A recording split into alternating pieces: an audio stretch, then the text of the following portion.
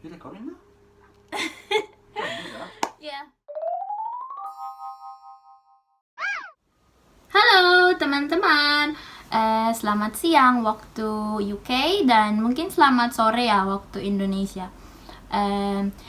Ini vlog pertama saya. Nama saya Lita dan ini suami saya. Adrian? Yes. Namanya siapa? Adrian Madre. Yes.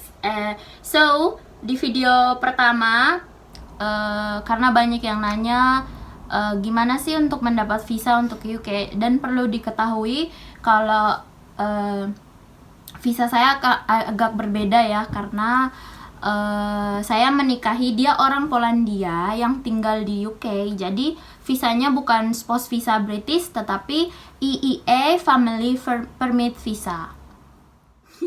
Jadi karena saya mau menjelaskan apa saja visa-visanya, itu kan panjang ya, dari kalau misalnya kalian mau tahu kalau menikah secara Katolik, kalau saya kan sama dia Katolik, jadi kita menikah secara Katolik di gereja, dan syarat-syarat untuk mengajukan visa itu kan panjang. Jadi dia tidak nggak sabar untuk dia bermain dengan laptopnya, atau dia tidak terlalu suka dengan kamera, jadi dia akan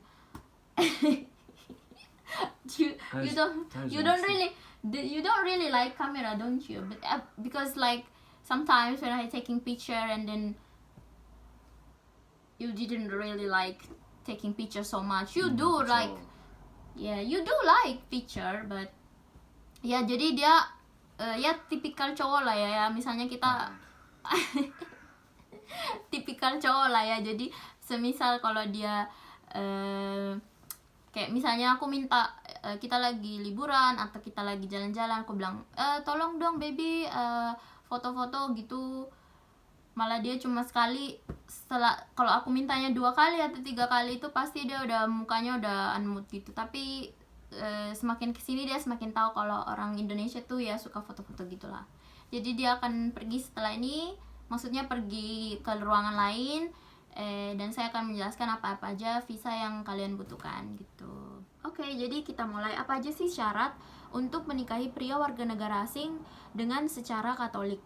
Dan kalau kalian menikah di Indonesia, biasanya nikah dulu secara Katolik di gereja, kemudian dapat sertifikatnya, lalu kalian ke pencatatan sipil untuk mendaftar pernikahan kalian itu telah legal dan sah di mata hukum.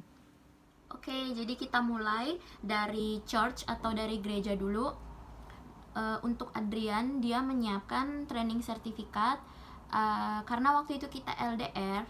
Training sertifikat ini akhirnya saya menanyakan kepada Romo atau pastor gimana, karena biasanya training sertifikat ini didapat kan biasanya pasangan calon itu akan kursus bersama, kayak sebelum nikah atau 3 bulan sebelum nikah kita harus kursus bersama. Sedangkan saya di Indonesia dan si Adrian itu di UK.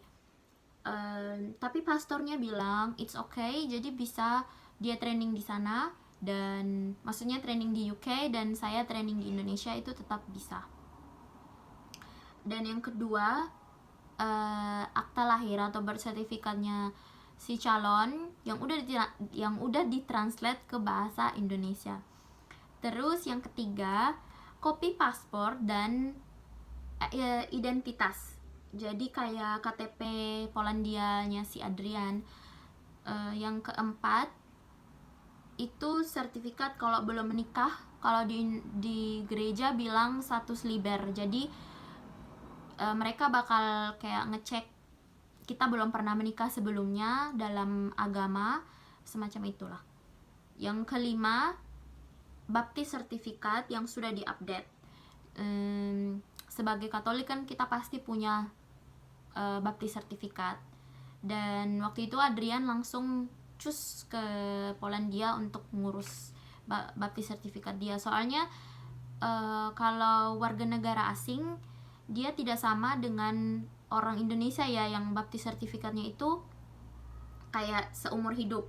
Tapi kalau warga negara Polandia itu kalian mesti yang sudah diupdate.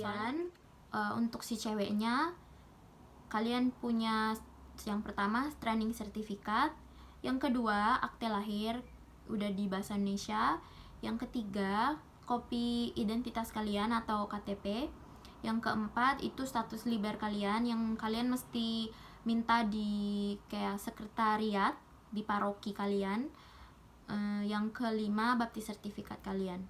Oke, sekarang kita masuk di bagian office atau pencatatan sipilnya. Yang pertama syaratnya itu bersertifikat yang sudah ditranslate ke dalam bahasa Indonesia, sworn translator ya, jadi penerjemah tersumpah.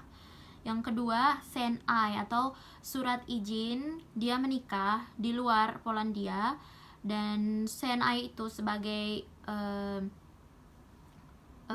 bukti kalau dia belum pernah menikah di negara dia. Dan CNI tadi itu didapat dengan kalian mengirim surat keterangan belum menikah kalian dari catatan sipil.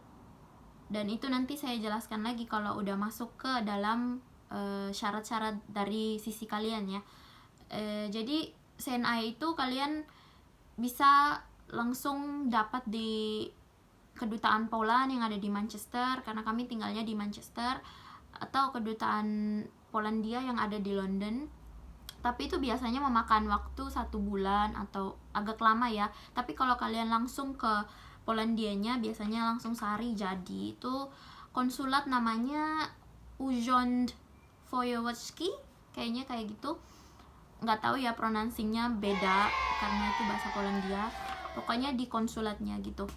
Dan yang ketiga itu adalah kopi paspor atau identitas dia atau KTP Polandia dia tadi. Itu tadi udah ya untuk gereja sama pencatatan sipil dari sisinya si cowok. Dan kemudian dari sisinya cewek, untuk gereja biasanya kalian training sertifikat yang pertama. Yang kedua birth certificate. Kita kan udah ada birth certificate ya, udah ditranslate ke bahasa Indonesia jadi no problem. Terus kopi paspor kita, sama identitas kita, sama KTP kita, dan status liber tadi, kemudian sama baptis sertifikat juga. Itu buat gereja. Oke. Aus bos. Dan untuk di pencatatan sipilnya, yang pertama kalian harus ke RT dulu untuk kasih tahu kalau kalian bakal menikah dan butuh surat keterangan belum menikah gitu. Dan yang kedua kalian ke lurah, dan dari lurah juga sama, mereka membuat surat keterangan belum menikah, dan nanti dari lurah itu ke pencatatan sipil dan bakal ngasih surat keterangan belum menikah atau disingkat SKBM. Dan surat ini kalian gunakan, kalian kirim aslinya ke si Adrian, maksudnya si calon kalian, untuk dia membuat CNI dia di sana begitu. Jadi karena nggak tahu ya kalau di Sumba itu kayak gitu prosesnya, tapi nggak tahu kalau kota lain bakal mungkin ada yang N1, N2, N4 dan segala macam itu. Saya nggak temui kayak gitu kalau di Sumba, tapi kalau di kota lain saya nggak tahu. Yang kedua, yang itu tadi RT, lurah, dan mereka ngasih SKBM ya. Abis itu yang kedua surat nikah agama asli. Jadi ini setelah kalian udah ngurus tadi di gereja ya, dan fotokopinya, surat nikah agama asli dan fotokopinya. Yang ketiga akte lahir kalian, dan yang keempat fotokopi KTP kalian. Yang kelima fotokopi KK atau kartu keluarga kalian.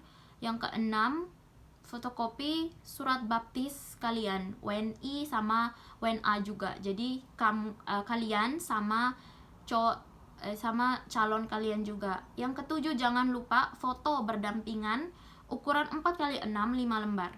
Jadi itu untuk nanti di sertifikat nikah kalian ya. Oke, jadi itu tadi adalah syarat-syarat untuk menikah dalam secara Katolik dan pencatatan sipil. Dan sekarang masuk di syarat visa untuk EEF Family Permit-nya. Yang pertama, paspor kita. Yang kedua, kopi paspor suami.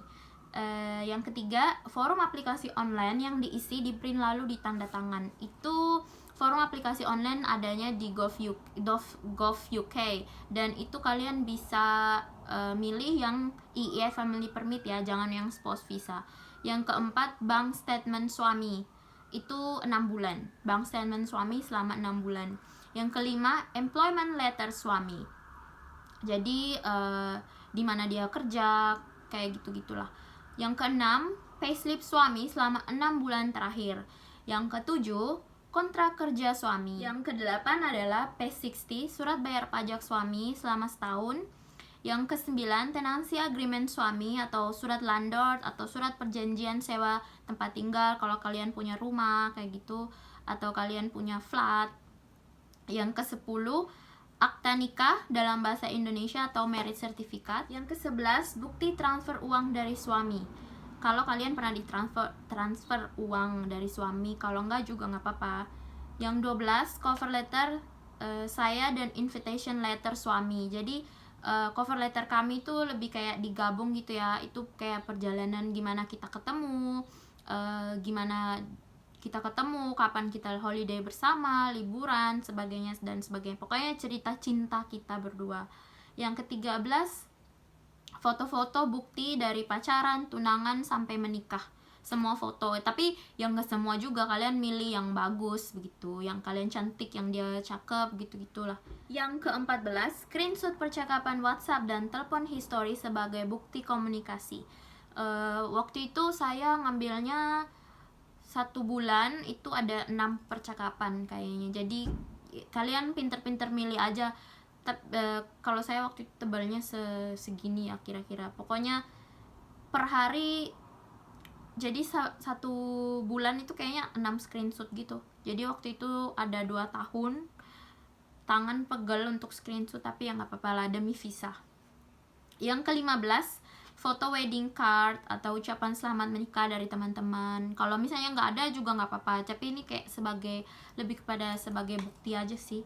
Yang ke-16, resident card suami di UK dan fotokopinya. Dan nomor 17 dan yang terakhir adalah identity card suami dan kita, KTP suami dan KTP kita. Oke, jadi itu tadi syarat menikah dengan warga negara asing dalam Katolik dan bagaimana visa EEA Family Permit, syarat-syaratnya ya. Dan see you in the next video. If you like, or you have question, just ask in here, leave comment, or kalian bisa DM di @litaparera, Instagram @litaparera, dan see you in next video. Hope you like it. Say goodbye. Bye. Goodbye. Bye.